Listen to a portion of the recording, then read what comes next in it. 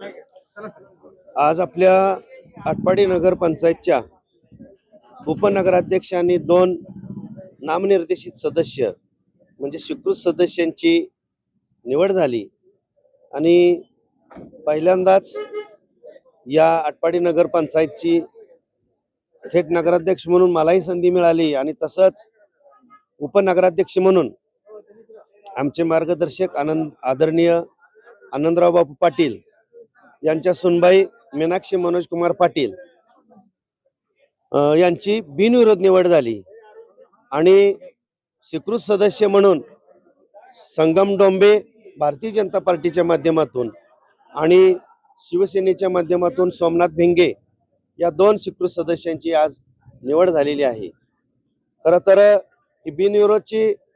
बिनविरोध निवडी ज्या झालेल्या आहेत याचाच अर्थ गावातल्या सर्व नागरिकांची एक अपेक्षा आणि इच्छा आहे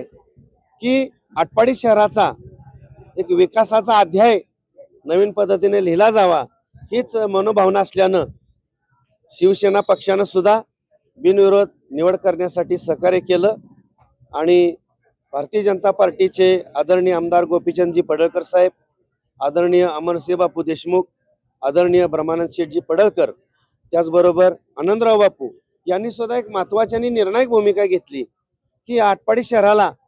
पुढे घेऊन जात असताना नक्कीच यांचं मार्गदर्शन आम्हाला मिळणार आहे आणि सर्व नगरसेवकांना सोबत घेऊन एक आटपाडीमध्ये एक ऐतिहासिक जी घटना घडलेली आहे, आमच्याकडे कारभार दिलेला आहे, नक्कीच सर्व नागरिकांना याचं समाधान वाटेल अशा पद्धतीचा आम्ही नक्कीच सर्वांना सोबत घेऊन कारभार करू।